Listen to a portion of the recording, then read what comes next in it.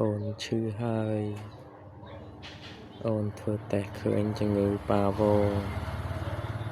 ជាជំងឺរាកឈាម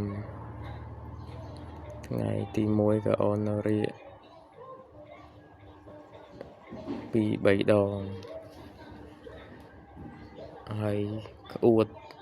មានចេញសត្វល្អិតដូចជាព្រូនមូលដូចក្នុងរូបចឹងមានព្រូនមូលហេតុដោយសារបានចាក់ថ្នាំទម្លាក់សត្វល្អិតថ្ងៃទី2ក៏អូននៅរាកនៅក្អួត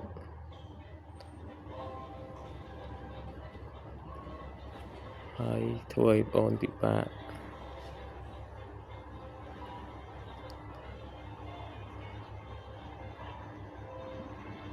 នៅថ្ងៃទី3អូននៅតែរាកទៀតរាកបាញ់ពេញទ្រុង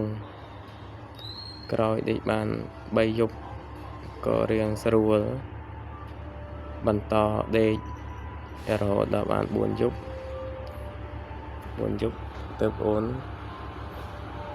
ស៊ីបានអាចត្រឡប់ទៅផ្ទះវិញបានបើសិនជាសាច់បងប្អូនមានបញ្ហាឬក៏តម្រូវការចាក់វ៉ាក់សាំងទម្លាក់សត្វល្អិតឬក៏ពិគ្រោះយោបល់ពីជំងឺផ្សេងបងប្អូនអាចតាក់ទងមកបាន